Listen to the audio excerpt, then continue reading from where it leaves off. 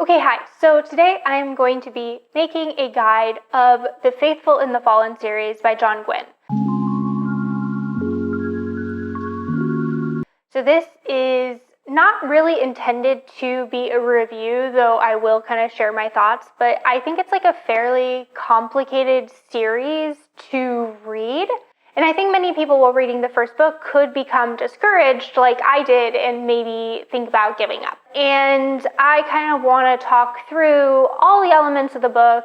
So plot, world setup, structure, characters, and like what type of book it is, so that you can use this to see if this is a series that you would be interested in reading. This video is not intended for anyone that is trying to go into this series completely blind. I personally do not recommend going into the series completely blind. I did, it was confusing, and that is why I'm making this video. So if you want to know information, I'm not spoiling specific plot points, but if you want to know things about the world and some of the things that I think that you need to know, then this is a good video to watch. If you want to know nothing and you consider anything a spoiler, then definitely don't watch this. So it's 4 books long, and each book is rather thick. This is the series as it stands and how thick it is. You start with Malice, and then Valor, then Ruin, and finally you end with Wrath.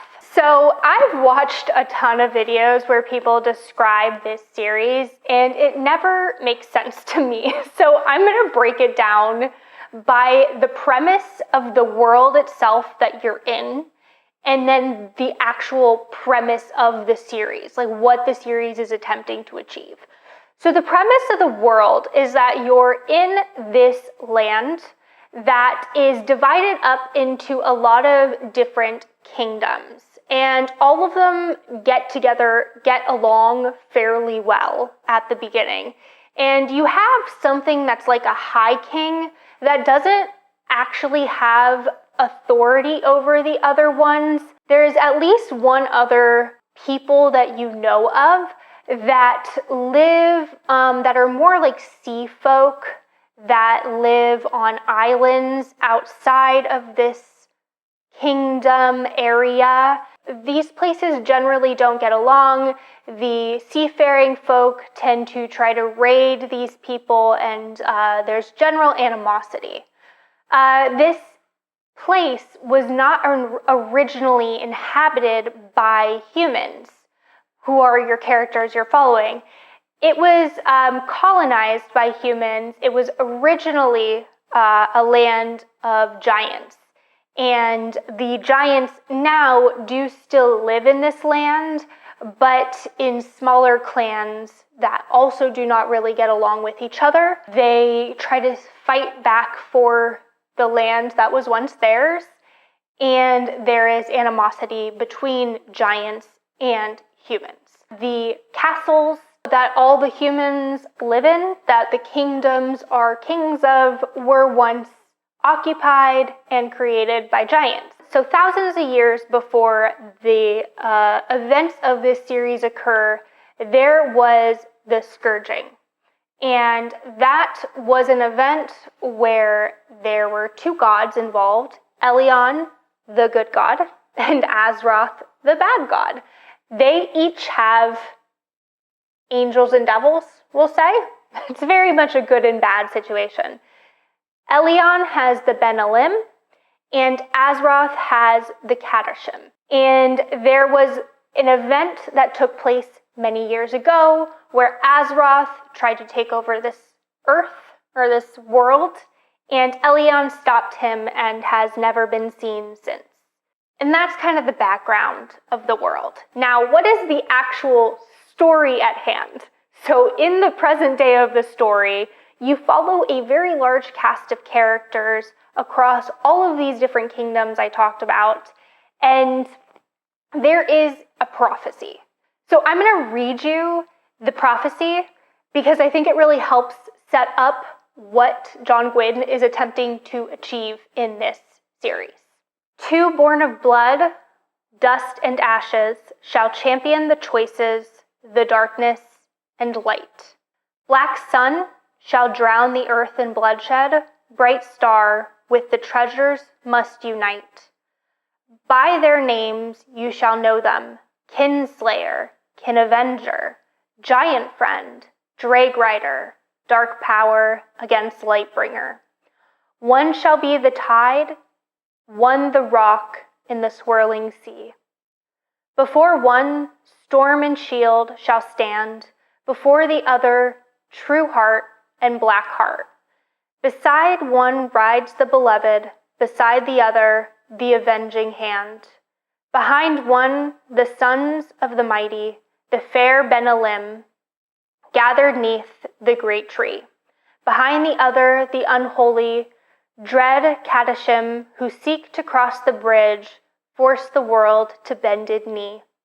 Look for them when the high king calls, when the shadow warriors ride forth, when white-walled Telesar is emptied, when the book is found in the north, when the white worms spread from their nest, when the firstborn take back what was lost, and the treasures stir from their rest. Both earth and sky shall cry a warning, shall herald this war of sorrows. Tears of blood split from the earth's bones, and at midwinter's height, bright day shall become full night. So that prophecy is the prophecy of the God War. And the God War is really what this series kind of circles around. And so because of that, should be clear that it's very much a military fantasy.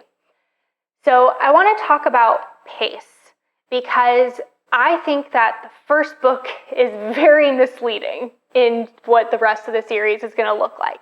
The first book is very slow.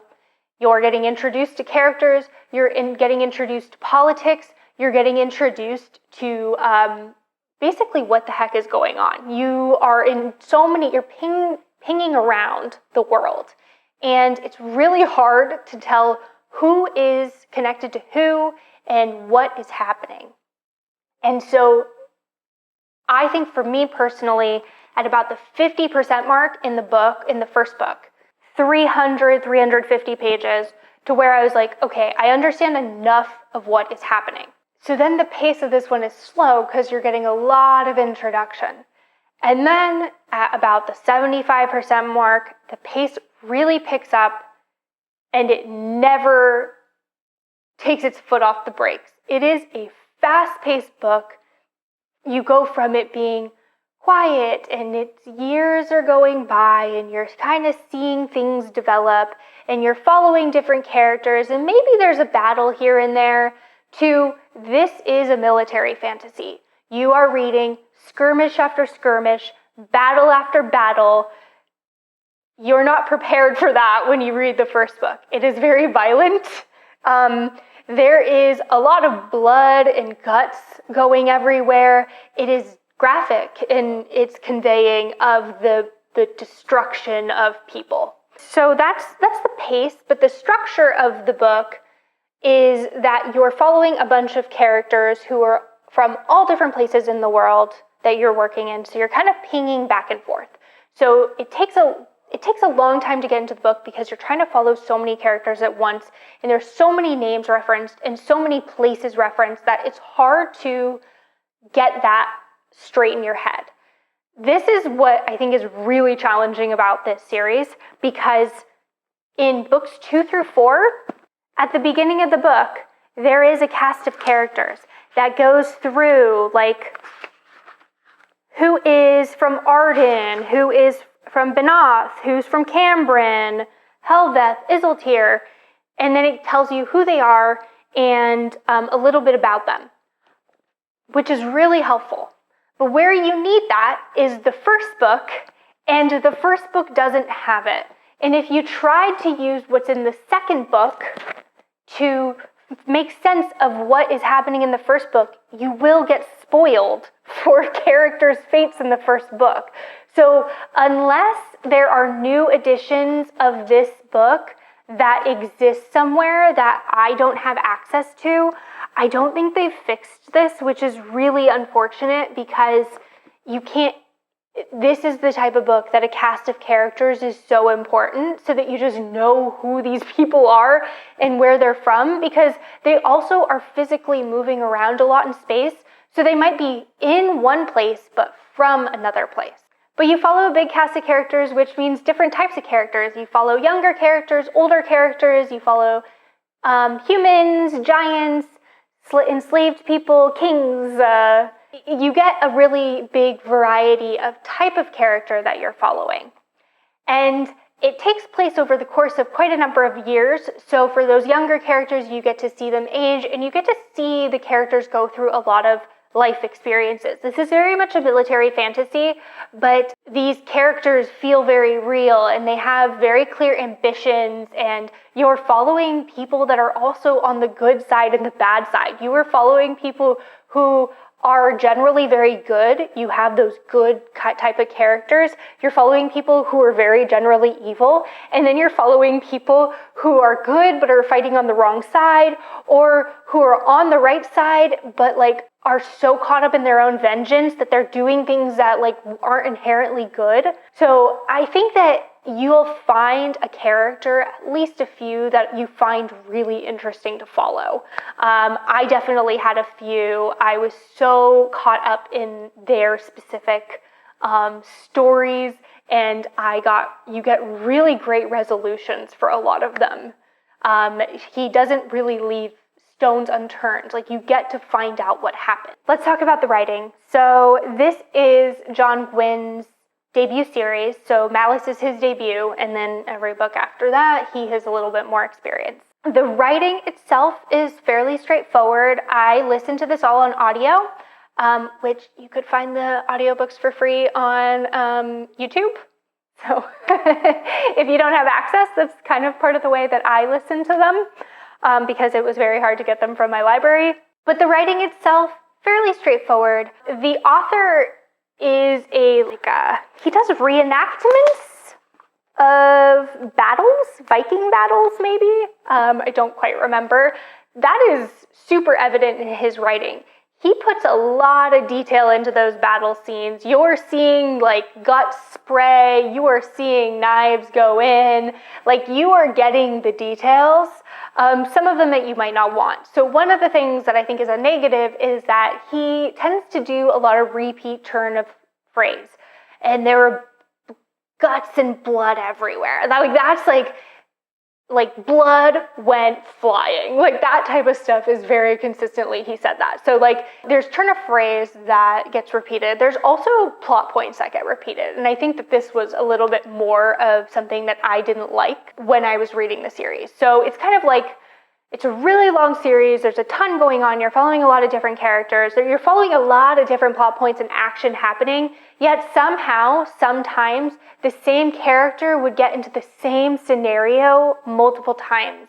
And it was like they'd be in the scenario, then they'd get out of the scenario, then they'd be in the scenario again. And it just felt unnecessary and like uninspired in those pieces. It didn't detract wholly from the reading experience, but if I am going to put a con on the writing, that is the biggest one for me. One thing that I think was really good about the writing is the introduction of new characters. You are following a lot of third-person perspectives, and people will die, and you'll lose perspectives, and then you'll gain perspectives. And when you gain perspectives, it's from, a lot of the time, a brand new person. You've never heard of them. You don't know what their deal is. And so it just feels like someone randomly got plopped into you, and you have no idea what they're doing or why they're doing it. But then you start to get enough background, and then they get really nicely like weaved into a plot point that's already happening. So he'll introduce a character, it'll feel like it's out of the middle of nowhere, but then suddenly that person got weaved into the plot fairly well. And I thought that was a really good way of introducing new characters. It's also, I think this is more of a pacing thing, but it's also really short chapters. Like, you're bouncing back and forth fairly quickly between people, and I think he did a really good job of that in later books especially, where you are following a character, like you're following scenes, and you're back and forthing between two scenes. And like, he doesn't make you he doesn't leave you hanging on something for the most part. He'll come back to it and kind of resolve whatever's going on, and then he'll bounce to a different part of the world and things happening and kind of bounce between a lot of perspectives. I think when you have tons of perspectives, a huge world, and you're trying to show both sides of a war that has more than one side, you're trying to show a bunch of political dynamics, that's a really challenging thing to try to do and address. And I think that he did quite a good job with it, especially as a debut series. I was impressed by his ability to keep the pace going, dynamically keep everything relevant and interesting, and continue to move the plot forward in the trajectory he's intending. Okay, so I have talked a lot, and I think it's pretty obvious at this point that this is not a beginner series to get into. It is a lot. I would put it at more intermediate level series. If you have never read a fantasy series, I would not start with this. There's a lot to pay attention to. There's a lot to keep track of. It is not an easy series to read. That should be obvious at this point. But who is this series for? So if you like military fantasy, great series for you. If you like watching skirmishes and watching battles and watching people fight, great series for you. This is much more about skirmishes than it is about battles. You do get battle scenes, but it is a lot of skirmishing, a lot of fighting in little bouts. There's so much fighting in this. If you don't like fighting, if you don't want to see blood and guts, if you don't like gore, there's no way you can skip those scenes. They are happening so often. I do not recommend this series for you. I know that this has been so overused, but I'm still going to say it. If you like A Song of Ice and Fire, I think this is a really good, finished series that you can read. There's a lot of the same vibes. It's a big world. You're following a big cast of characters. You're in a bunch of different parts of the world. You're following people from those different parts of the world. You're following people from different kingdoms. Something is coming to fruition. Winter is coming, but unlike A Song of Ice and Fire, this winter, the God War actually comes. You actually get to see it because the series is finished. You also have a lot of the political dynamics that I think were really interesting in A Song of Ice and Fire. You have those present here. You have a dire wolf-like character. And then this is a book of a lot of fantasy tropes. I think that that's one of the things that when people try to give a premise for this series, they go and they talk about the fantasy tropes that are here. There is a war. There is a prophecy. There is an unreluctant hero. There's good versus evil. There are familiars. There is a chosen one. There are multiple chosen ones. There is a mentor.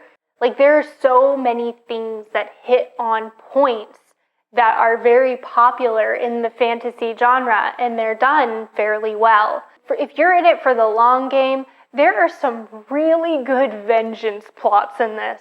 I don't know, some people really like The Count of Monte Cristo because the book is all about vengeance. And this book is not all about it, but there are so many setups to antagonistic relationships between characters that end in vengeance. And the vengeance is so sweet. It is a long game thing, so if you're not enjoying the beginning of the series, you're probably not going to like it. You probably won't get to that part, but for those who stick around, it feels good. I think that another really fun thing here in this series is the building of the new generation. You see the world as it's being set up, the kings and queens as they're being set up in this, and there are princes and princesses that you meet as the series goes on.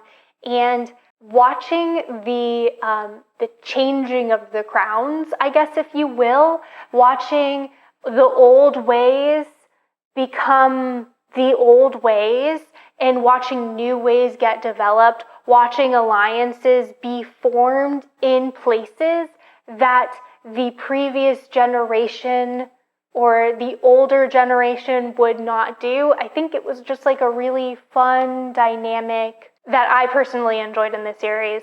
This is a series that you can take heavy notes on. There's different types of readers for fantasy. There's someone who wants to know everything, all of the connections, how it all fits together, and you're trying to piece it all together. And then there's us that fly by the seat of our pants. And that's the type of reader I am. I'm not taking notes as I read. I'm taking notes for videos, but I'm not taking notes on who someone is and what's happening. I'm just trusting the process. I don't need things to be overly complicated, and things that are overly complicated, I tend to abandon. So I almost abandoned this series. I gave it until the 300 mark. That's when it really picked up for me.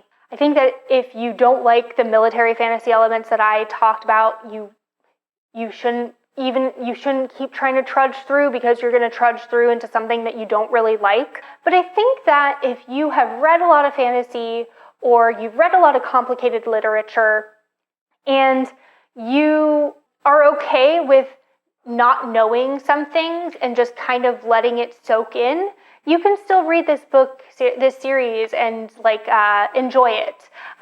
There comes a tipping point where it's like, okay, yeah, I know who that is. I know how they're connected to this person, and it no longer is a hindrance. I think it works for either type of reader, but man, it would really, really help if Malice actually just had a character list. Like, this is the book you wanted in. All right, I'll get off that soapbox. But that's all I have for this video. I hope this was helpful at all for anyone who is interested in reading this series. I personally really liked it. I had a lot of fun with it. I loved watching the characters grow and develop. I loved the ending. I loved seeing vengeance be had for the people who I wanted it for. I cried at some of the deaths, because I don't know if I talked about this, but John Gwynne will kill a character. He does not care. He will kill a character. Watch out for the ones that you love in this series. If you enjoyed this video, I have other ones like it. I like to make guides to the fantasy series I read, so I will link any of those down below. But that is all I got, so until next time, happy reading.